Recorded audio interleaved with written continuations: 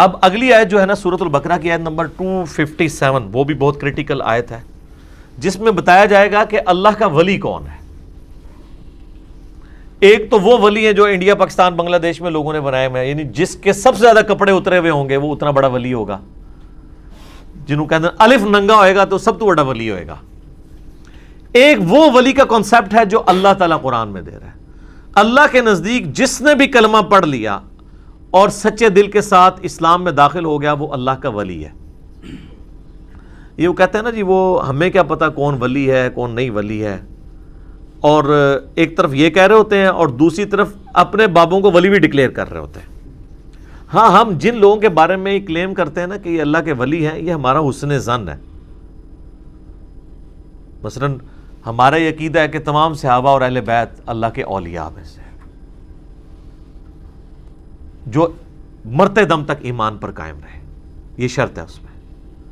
اس کے بعد صحیح العقیدہ تابعین تبع تابعین اولیاء اللہ میں سے، تبع تابعین کے بعد امام بخاری امام مسلم آ جاتے ہیں، ان کا زمانہ شروع ہو جاتا ہے، تو ہم ان کو رحمہ اللہ کہتے ہیں، ان کے لیے دعائیں کرتے ہیں، ہم اللہ سے امید کرتے ہیں کہ یہ اللہ تعالیٰ کے اولیاء ہیں۔ اس اعتبار سے تو اولیاء اللہ ہیں یہ کہ صحیح العقیدہ ہیں۔ ایک وہ جو ولی قطب غوث کی یہ ٹرمنالوجی جو تصوف میں بنائی ہوئی ہے، اس اعتبار سے بھی یہ اولیاء اللہ ہیں، ان کے نزدیک بھی۔ ہمارے نزدیک تو سارے کلمہ گوئی اولیاء اللہ ہیں، اور اس کی دلیل یہ آیت آ رہی ہے، اللہ ولی الذین آمنوا، اللہ ولی ہے اہل ایمان کا، جو بھی ایمان لے آئے اللہ اس کا ولی ہے، مطلب دوست۔ جب اللہ دوست ہو گیا تو وہ بھی اللہ کا دوست ہے۔ جس کو اللہ اپنا دوست بنا لے وہ یہ کلیم کر سکتا ہے کہ میں اللہ کا دوست ہوں۔ باقی یہ کہنا کہ وہ ولی کامل ہے یا نہیں ہے، وہ کامل والے الفاظ چھوڑے، وہ تو اللہ کو ہی پتہ ہے۔ وہ تو پھر ہم مولا علی کے بارے میں ہی کہیں گے، بخاری و مسلم میں حدیث ہے، کل میں اس شخص کے ہاتھ میں جھنڈا دوں گا جو اللہ اور اس کے رسول سے محبت کرتا ہے، اللہ اور اس کا رسول اس سے محبت کرتے ہیں۔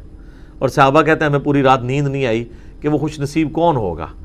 تو نبی علیہ السلام نے صبح مولا علی کو بلایا، ان کو آشوب چشم تھا، اپنی مبارک لعاب تھوک مبارک ان کی آنکھوں میں لگایا، شفا ہوئی، اور اپنے مبارک ہاتھوں سے زرہ باندھ کے کافروں کی طرف روانہ کیا اور اللہ تعالیٰ نے شفا دی۔ تو یہ تو بہت بڑا ٹائٹل ہے کہ زندگی میں کسی کو بتا دیا جائے کہ اللہ اور اس کا رسول تم سے محبت کرتے ہیں، تو بہت اعلیٰ ترین درجہ ہے۔ باقی عام تمام اہل ایمان جو ہیں وہ اللہ کے ولی ہیں، اور آپ کسی بھی کلمہ گو اہل قبلہ کے بارے میں کہہ سکتے ہیں کہ اس اعتبار سے یہ اللہ کا ولی ہے۔ کیوں؟ کہ وہ ایمان لے آیا، اللہ کا دوست بن گیا۔ اب دوست ظاہر ہے دوست میں کمزوریاں بھی ہو سکتی ہیں، سارے دوست تو ایسے نہیں ہوتے ہیں جو پرفیکٹ ہوں، لیکن ایک ڈیٹم لیول کے اوپر وہ اللہ سے دوستی گانٹھے ہوئے ہے جو اللہ اور اس کے رسول پر ایمان لائے ہوئے ہیں، اور جو اللہ رسول پہ ایمان نہیں لاتا وہ شیطان کا ولی ہے۔ دنیا میں دو ہی اولیاء ہیں، یا اللہ کا ولی ہوگا یا شیطان کا ولی، تیسرا کوئی نہیں ہوگا۔ اب مجھے بتائیں کتنا ظلم ہے کہ اگر آپ کسی اہل قبلہ اہل کلمہ مسلمان کو یہ کہہ دیں کہ یہ اللہ کا ولی نہیں ہے، تو پھر شیطان کا ولی ہوگا۔ اور اگر کوئی کہتا ہے نہیں یہ ولی کہنے سے مراد میری یہ ہے کہ ولی کامل نہیں ہے، یہ گناہگار بھی ہو سکتا ہے، ہمیں کیا پتا کہ اللہ تعالیٰ کو یہ محبوب ہے یا نہیں ہے، تو سر وہ تو ہمیں پھر کسی کے بارے میں بھی نہیں پتا، سوائے جن کے لیے کوئی سند نازل ہوئی ہے۔ ہم جن کو بڑے وثوق کے ساتھ بھی رحمت اللہ علیہ کہہ رہے ہیں، بڑے بڑے بزرگوں کو، ان کے بارے میں بھی ہم کلیم تو کوئی نہیں کر سکتے، اگرچہ ہمارے یعنی حسن ظن ہے اور ان کی خدمات ہمیں بتا رہی ہیں کہ یہ اللہ کے اولیاء ہیں جن کی یہ کتابیں رکھی ہوئی ہیں، تو آڈے تو پھر بھی میں ڈکلیئر نہیں کرنا، میں اینا دی گل کر رہا ہوں، تو آڈے انتظار ہی نہیں رہا، یعنی جن کو میں کلیم کیے ہوئے ہوں، اور جن کو میں کلیم کیے ہوئے ہوں وہ واقعی اس اعتبار سے اولیاء اللہ ہیں کہ ان کو آپ بھی مانتے ہیں، ان کا کون انکار کر سکتا ہے؟ تو باقی کوئی بھی ایک جو مسلمان ہے وہ اپنے آپ کو اللہ کا ولی کہہ سکتا ہے۔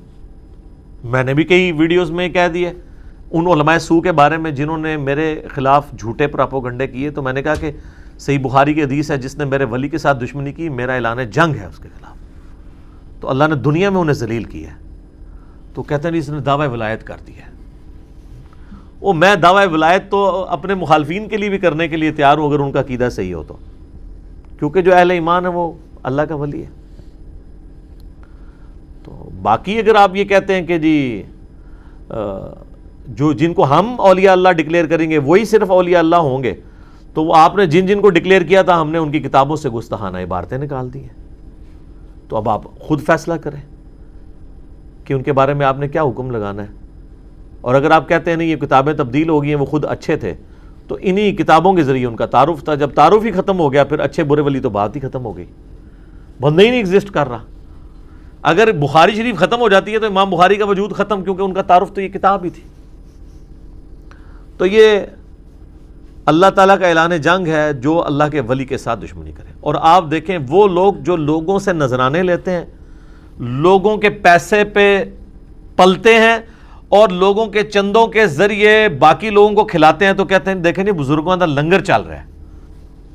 وہ لنگر انہیں خود چلایا ہے، امیر لوگوں سے ہتھیاتے ہیں، 1 کروڑ روپیہ ہتھیا کے 10 لاکھ روپیہ، وہ سلطانہ ڈاکو والی بات ہوئی کہ امیروں سے لوٹ کے غریبوں میں بانٹ دیا، تو اس میں اس نے کہاں سے لنگر چلایا ہے؟ مطلب کس بزرگ نے جو ہے مزدوری کر کے تو غریبوں کو کھانا کھلایا ہے؟ امیروں سے یہ لیتے ہیں غریبوں کو کھلاتے ہیں، کہتے ہیں لنگر چل رہا ہے، اور کبھی امیر سے پوچھتے بھی نہیں کہ یہ حرام کی کمائی ہے تیری حلال کی ہے۔ تو اس طرح کا لنگر جو ہے وہ تو سر گرو نانک کے مزار کے اوپر بھی چل رہا ہے، چلے جائیں کرتارپور پہ، وہاں لنگر نہیں چل رہا، تو یہ ولایت کی دلیل ہو جائے گا۔ تو ایک دنیاوی سسٹم ہے جہاں پہ لنگر والا معاملہ چل رہا ہے۔ تو اس طرح بڑے بڑے کلیم کر دیتے ہیں ان کے بارے میں، اور کہتے ہیں جی وہ ان لوگوں کو اولیاء اللہ مان رہے ہیں جو لوگوں سے چندے بٹور کے خود بھی کھاتے ہیں باقیوں کو کھلاتے ہیں، اور جو اپنی جیب سے نکال کے ان کے اوپر لگا رہا ہے اور ان سے 1 روپیہ لینے کا روادار نہیں ہے، اس کو ولی ماننے کے لیے تیار نہیں ہو رہے۔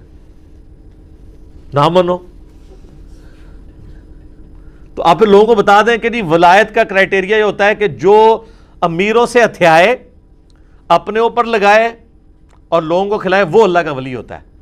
اور جو اپنی جیب سے اللہ کی راہ میں خرچ کرے اور 1 روپیہ لینے کا کسی سے روادار نہ ہو، دنیاوی کوئی منفعت نہ لے، وہ اللہ کا ولی نہیں ہو سکتا۔ تو لوگ لتر مارن گے تھوڑے سیرے تے۔ آپ دیکھیں قرآن حکیم میں جہاں جہاں انبیاء کا ذکر آیا نا، بار بار اسی جملے کے ساتھ کہ ہر نبی یہ دعوت بلند کرتا ہے کہ میں تمہیں اس دعوت کے عوض تم سے کوئی اجر نہیں مانگتا، میرا اجر میرے اللہ کے حضور پکا ہے۔ پھر نبی علیہ السلام کو قرآن میں کئی جگہ کہا گیا کہ اے نبی علیہ السلام یہ آپ کی دعوت سے کیوں انکار کر رہے ہیں؟ کیا آپ نے کوئی معاوضہ ان سے وصول کر لیا اس دعوت کے عوض کہ جو ان کے لیے تاوان بن گیا ہے؟ آپ تو کوئی ان سے پیسے نہیں لے رہے، آپ تو فی سبیل اللہ اللہ کے لیے کام کر رہے ہیں، تو پھر یہ کیوں آپ کی دعوت سے بھاگ رہے ہیں؟ تو یہ اولیاء کے حوالے سے میں نے کلیئر کر دیا۔ یہاں پہ لوگوں نے، پبلک نے اپنے اولیاء اللہ بنائے ہیں۔ اللہ تعالیٰ نے تو اہل ایمان کو اپنا ولی کہا ہے، اور اللہ تعالیٰ نے فرمایا کہ اللہ ان کا دوست ہے، یعنی وہ پھر اللہ کے دوست ہیں۔ اور اللہ کی کرم نوازی ان پہ کیا ہے؟ یخرجہم من الظلمات الی النور، اللہ تعالیٰ انہیں اندھیروں سے نکال کر نور کی طرف لے جاتا ہے۔ اندھیروں سے، اندھیرے سے نہیں، کیونکہ اندھیروں جمع کا صیغہ ہے، گمراہی کے کئی راستے ہیں اور ہدایت کا صرف ایک راستہ ہے، اس لیے ہدایت نور ایک سنگل، انوار کا لفظ نہیں آیا، سنگولر کا صیغہ ہے۔ گمراہی کے اندھیروں سے ہدایت کی روشنی کی طرف۔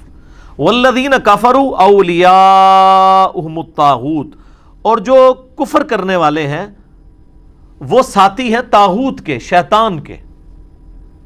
یخرجونہم من النور الی الظلمات، اور شیاطین کیا کرتے ہیں؟ وہ انہیں نور سے، ہدایت کے راستے سے ہٹا کر گمراہیوں کے اندھیروں میں لے جاتے ہیں۔ اولئک اصحاب النار، یہی تو ہیں اہل جہنم، آگ والے۔ ہم فیہا خالدون، وہ اس میں رہیں گے ہمیشہ ہمیشہ۔ والعیاذ باللہ تعالی۔ اللہم اجرنا من النار۔